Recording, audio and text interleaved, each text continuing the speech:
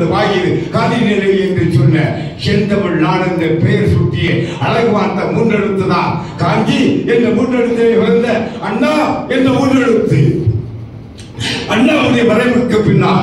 திராவிட பேரியக்கத்தை இந்த மண்ணிலே கட்டி காப்பாற்றி 17 லட்சம் தொண்டர்களை உருவாக்கி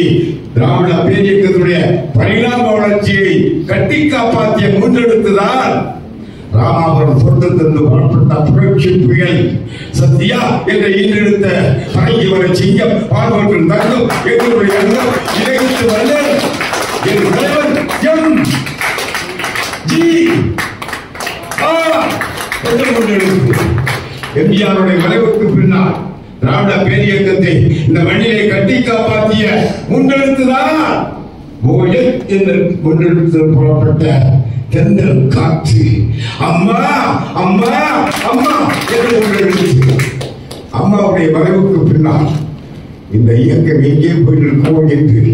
மெரினா கடற்கரையிலே கண்ணீர் விட்டு சிந்திய போது அந்த மெரினா என்ற மூன்றெழுத்து என் கண்களிலே காட்டிய மூன்றெழுத்துதான் என்னுடைய அன்பை போல விட 2,10,00,000 தொண்டர்களை உருவாக்கி இந்த இயக்கத்தை கட்டி காப்பாற்றுகின்ற மூன்றெழுத்துதான் சேலம் என்ற மூன்றெழுத்திலே வளர்ந்த என்ற மூன்றெழுத்து. என்ற மூன்றெழுத்தை திறமையை கொண்டு கழகத்துடைய நடந்த பொதுச் செயலாளராக்கி இந்த இயக்கத்தை கட்டி காப்பாற்றுகின்ற கோடிக்கணக்கான தொண்டர்களிலே ஒரு தொண்டனாக இருந்த